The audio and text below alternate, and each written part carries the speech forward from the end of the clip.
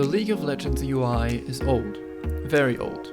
It has gone through several updates, improving icon quality and rearranging the layout a bit, but there have been no major changes in the last 10 years. However, video games and their UIs have evolved since League was released in 2009, and my last video for this rework will focus on applying some of the lessons learned since then into the game.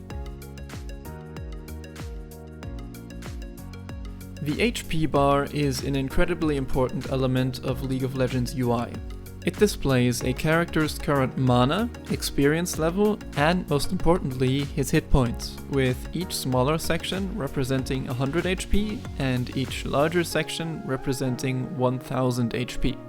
Since the main goal in almost any fight is to kill your opponents, this, along with the fact that the HP bar is never obscured by anything else, causes HP bars to attract a lot of attention.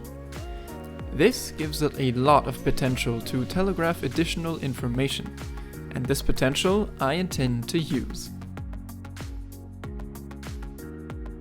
Anything related to a character's hit points can be telegraphed using the HP bar, starting with resistances. Armor and magic resistance reduce the amount of damage you take from physical and magical damage. Basically, each point of resistance increases your effective HP against said damage type by 1%. But outside of some menus, this is not telegraphed, which means attacking a character with the same amount of physical damage could look like this, or it could look like this. Looking at a champion's items will give you clues about your opponent's tankiness, but there are also many abilities like Graves' E, which grant a champion additional resistances in certain conditions. In order to better telegraph this, I have added a black indicator above the HP bar, which gains opacity and creeps further into the middle of the HP bar as a character gains more armor. For magic resistance, the indicator is on the lower end of the HP bar and colored purple instead of black. These indicators retract to the left together with the green bar as the champion takes damage so that they don't obscure his HP value. In rare cases, like for example the Alistar ultimate, a champion may reduce the amount of damage taken from all sources without the use of resistances. Since these effects are rare but powerful, they warrant a prominent animation. In the card game Slay the Spire, units' HP bars turn blue when they are protected by armor effects. Turning a League of Legends champion's health bar bluish-gray when he takes reduced damage would mimic this effect.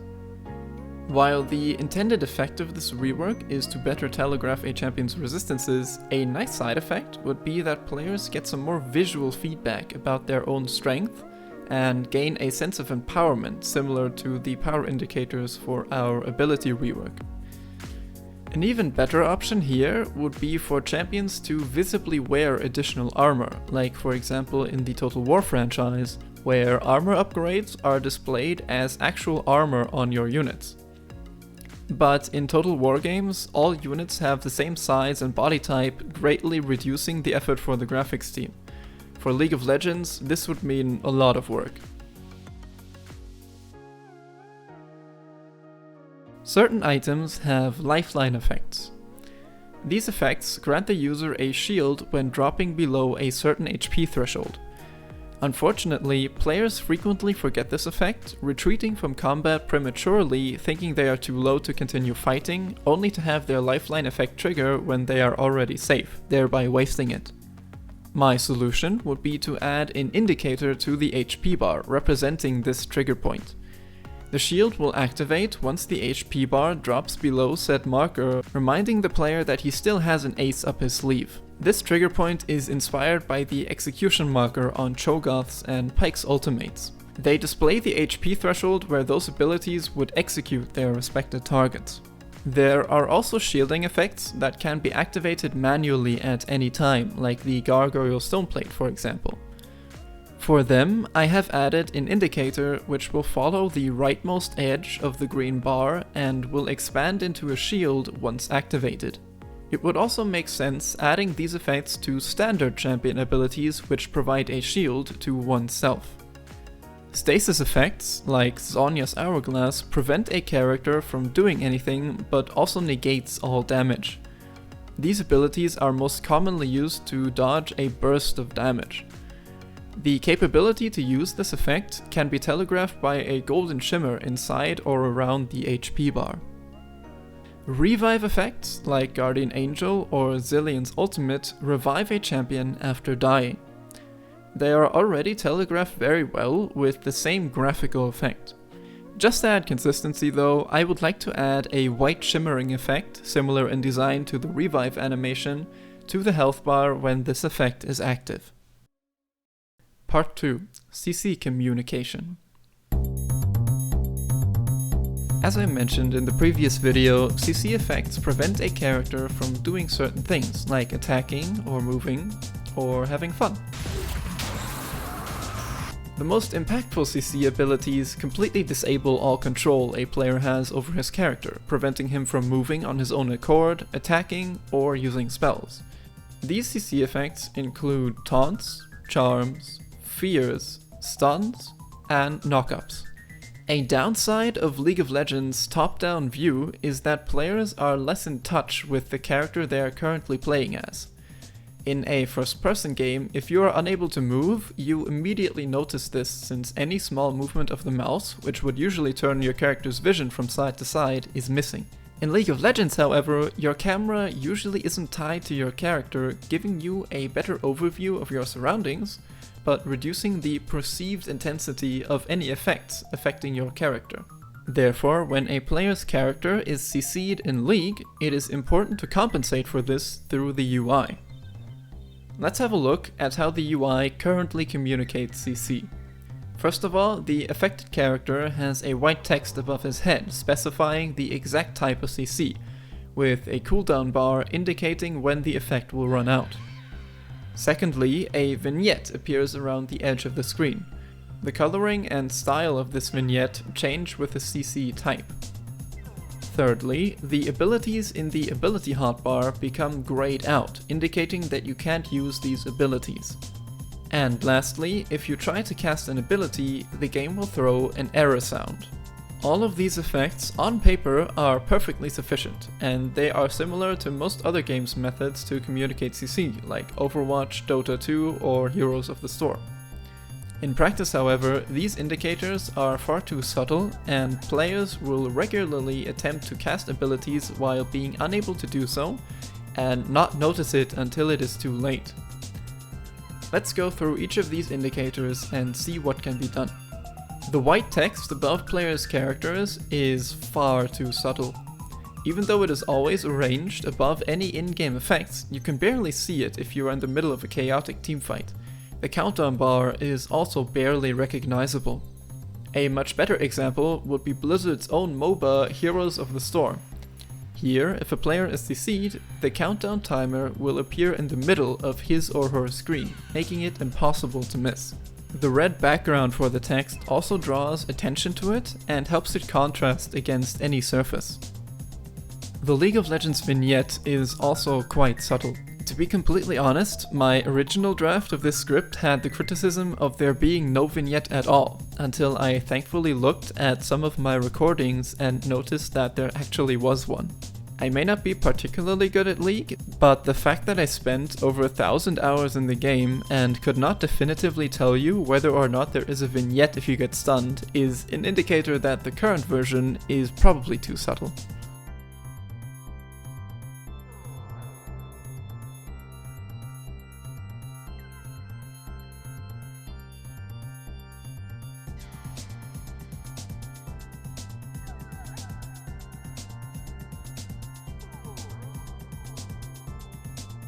In order to emphasize a player's inability to cast spells, I have colored the ability bar red for the duration of the CC. The graying out of abilities helps, but again I find it to be far too subtle. A much more important aspect here would be audio based. If you attempt to cast an ability while being unable to do so, either because the ability is on cooldown or because you are CC'd, League of Legends plays this sound.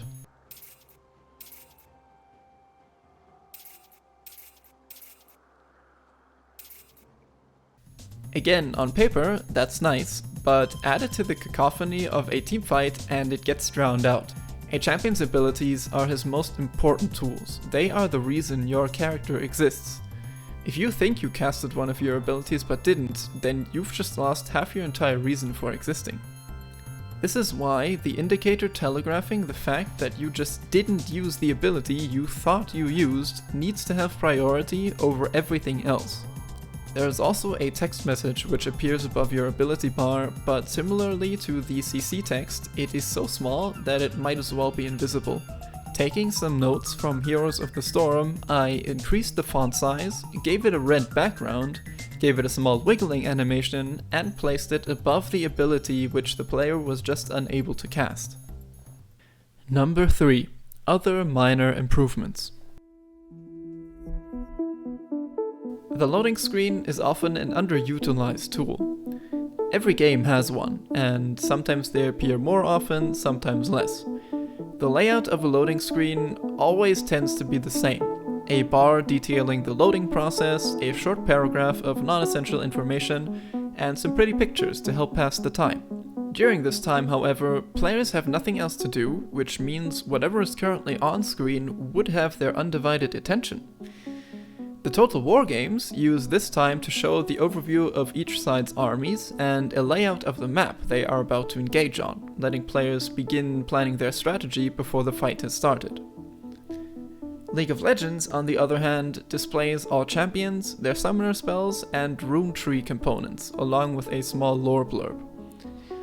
Experienced players who know the abilities of all champions and all runes by heart can theoretically begin strategizing with this info, but beginners cannot since important parts are missing. To remedy this, I would recommend exchanging the lore blurb for a tip about your lane opponent. His main strength, his main weakness, his most important ability, something along those lines. Another part would be allowing players to read the exact descriptions of their opponent's abilities, including scaling numbers and cooldown timers, both in-game and during the loading screen. There are external apps and websites like OPGG which do this, but very few beginners will start downloading external and not always trustworthy apps for a game they just picked up. Having this information be available during the loading screen or in the client, which could be moved to a different screen, would be incredibly useful.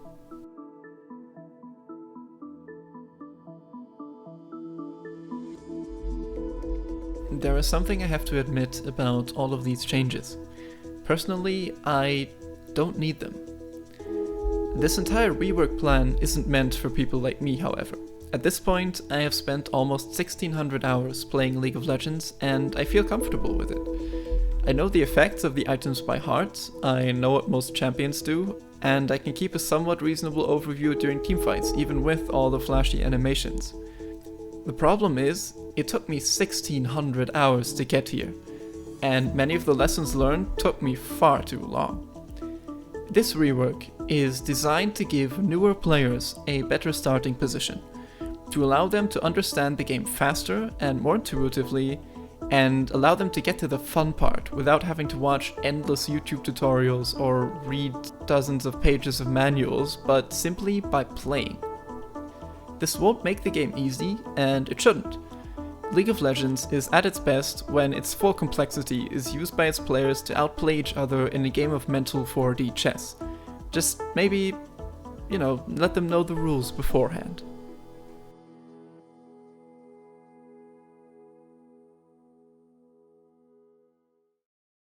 Hello, this is Aaron. Thanks a lot for watching my series critiquing League of Legends beginner friendliness. You've just watched a summary of my bachelor's thesis, which means about 6 months of work. I'm pretty happy with how it turned out, and I'm interested to hear any feedback in the comments of this video when I eventually upload it. I intend to continue producing these sorts of videos, and I already have several ideas, all of which would go in quite different directions. Which direction I choose first will be revealed when the next video goes live. I hope to have impressed you well enough that you'll come back to watch those videos as well, and in the meantime,